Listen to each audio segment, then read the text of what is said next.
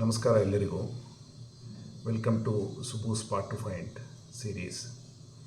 ಇವತ್ತು ನಾವು ಒಂದು ನ್ಯೂ ಕಾನ್ಸೆಪ್ಟನ್ನ ಅರ್ಥ ಮಾಡ್ಕೊಳ್ಳೋಣ.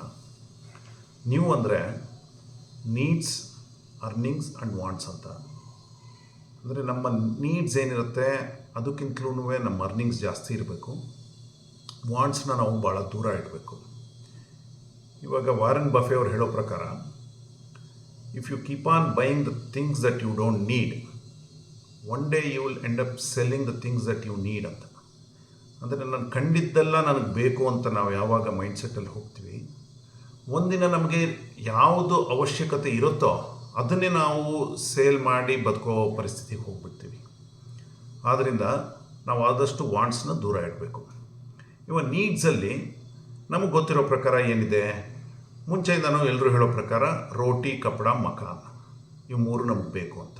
ಅಂದರೆ ನಮಗೆ ಊಟ ಮಾಡೋದಕ್ಕೆ ಒಳ್ಳೆಯ ಊಟ, ಇರೋದಕ್ಕೆ ಒಂದು ಜಾಗ, ಸ್ವಂತದಿರ್ಬೋದು ಬಾಡಿಗೆದಿರ್ಬೋದು, ಏನೋ ಒಂದು ಜಾಗ, ಮತ್ತು ಹಾಕೋದಕ್ಕೆ ಬಟ್ಟೆ ಬೇಕಾಗುತ್ತೆ.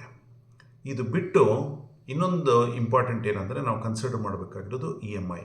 EMI ಅಂದ್ರೇನು? ಅಂದರೆ ಎಜುಕೇಷನ್ ಆ್ಯಂಡ್ ಎಂಟರ್ಟೈನ್ಮೆಂಟ್.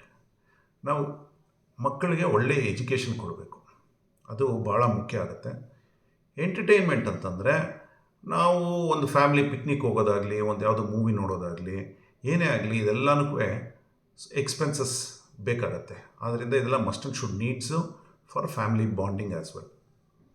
ಅದಾದಮೇಲೆ ಅಂದರೆ ಮೊಬೈಲ್ ಆ್ಯಂಡ್ ಮೊಬಿಲಿಟಿ. ಈಗ ಪ್ರತಿ ಮನುಷ್ಯನಿಗೂ ಮೊಬೈಲ್ ಒಂದು ರಿಕ್ವೈರ್ಮೆಂಟ್ ಆಗಿದೆ. ಒಂದು ಸ್ಮಾರ್ಟ್ಫೋನ್ ಬೇಕೇ ಬೇಕಾಗತ್ತೆ. ಯಾಕೆಂದರೆ ಭಾಳ ಟ್ರಾನ್ಸಾಕ್ಷನ್ಸ್ ಮೊಬೈಲಲ್ಲೇ ಆಗೋದ್ರಿಂದ smartphone is must and should. ಅದ್ರ ಜೊತೆಗೆ ಅದು ತಿಂಗಳು ಮಂತ್ಲಿ ಮೇಂಟೆನೆನ್ಸ್ ಇರುತ್ತೆ, ಅಂದರೆ ನಾವು ಅದರದ್ದು ಬಿಲ್ ಪೇ ಮಾಡಬೇಕಾಗತ್ತಲ್ಲ. ಸೊ ಅದರಿಂದ ಮೊಬೈಲ್ ಇಂಪಾರ್ಟೆಂಟ್ ಆಗುತ್ತೆ. ಮೊಬಿಲಿಟಿ ಅಂತಂದರೆ ನಮ್ಮ ಟ್ರಾನ್ಸ್ಪೋರ್ಟೇಷನ್, ನಾವು ಮನೆಯಿಂದ ಆಫೀಸ್ಗೆ ಹೋಗೋದಾಗಲಿ ಅಥವಾ ಬೇರೆದಕ್ಕಾಗಲಿ ಒಂದು 2 ವೀಲರ್ ಆಗ್ಬೋದು, ಅಥವಾ ನಮ್ಮ ಕೆಪಾಸಿಟಿ ಮೇಲೆ ಒಂದು ಕಾರ್ ಆಗ್ಬೋದು, ಇದೆಲ್ಲ ಮೊಬಿಲಿಟಿ ಆಗುತ್ತೆ. ನೆಕ್ಸ್ಟ್ ಬಂದು ನಾವು ಆಲ್ರೆಡಿ ಮಾತಾಡಿದ ಪ್ರಕಾರ ಲಾಸ್ಟ್ ವೀಕಲ್ಲಿ ನಾವೆಲ್ಲ ಡಿಸ್ಕಸ್ ಮಾಡಿದ್ವಿ. ನಮಗೆ ಬೇಕಾಗಿರೋದು ಒಂದು ಇನ್ಶೂರೆನ್ಸ್, ಅದು ಟರ್ಮ್ ಪಾಲಿಸಿ ಆಗಬೇಕು ಮತ್ತು ಹೆಲ್ತ್ ಇನ್ಶೂರೆನ್ಸ್ ಆಗಿರಬೇಕು. ಇದಿಷ್ಟು ನಾವು ನೀಡ್ಸಲ್ಲಿ ಇನ್ಕ್ಲೂಡ್ ಮಾಡಬೇಕು. ಈಗ ಒಂದು ಎಕ್ಸಾಂಪಲ್ ತೊಗೊಳ್ಳೋಣ. ಯಾರಿಗೋ ಒಂದು 50,000 ರೂಪಾಯಿ ಸಂಬಳ ಬರುತ್ತೆ ಅಂತ ಅಂದ್ಕೊಳ್ಳಿ. ಸಂಬಳ ಬಂದಾಗ ಎಕ್ಸ್ಪೆನ್ಸಸ್ 40,000 ಆಯಿತು ಅಂದರೆ ಆ 10,000 ರೂಪೀಸ್ ಇನ್ವೆಸ್ಟ್ ಮಾಡಲೇಬೇಕು. ಇನ್ವೆಸ್ಟ್ ಮಾಡಿದ್ರೇ ನಾವು ಒಂದು ದಿನ will become rich. Invest is must and should. ಆದ್ದರಿಂದ ಇವಾಗ ಅದೇ ಸಪೋಸ್ ಯಾರಿಗೋ 1 lakh ಬಂದು ಎಕ್ಸ್ಪೆನ್ಸಸ್ 60,000 ಆಯಿತು ಅಂತಂದಾಗ ಆ 60,000ಅಲ್ಲಿ ಡಿಫ್ರೆನ್ಸ್ ಆಫ್ 40,000 ಏನಿರುತ್ತೆ ಅದನ್ನು ನಾವು ಇನ್ವೆಸ್ಟ್ ಮಾಡಬೇಕಾಗತ್ತೆ.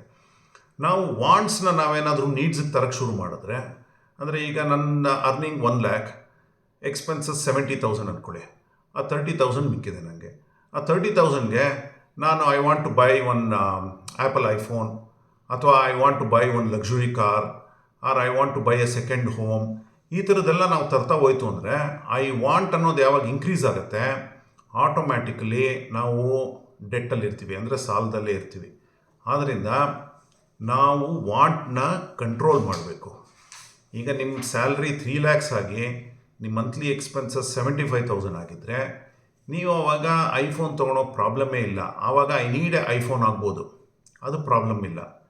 ಅಥವಾ ನೀವು ಮಂತ್ಲಿ ನಿಮ್ಮ ಅರ್ನಿಂಗ್ಸ್ ಬಂದು 5 lakhs ಆಗಿ ಯುವರ್ ಎಕ್ಸ್ಪೆನ್ಸಸ್ ಆರ್ 1 lakh ಅಂದ್ಕೊಳ್ಳಿ, ಅಂದರೆ 4 lakhs ಇದ್ದಾಗ I want a luxury car ಬದಲು I need a luxury car ಆಗ್ಬೋದು.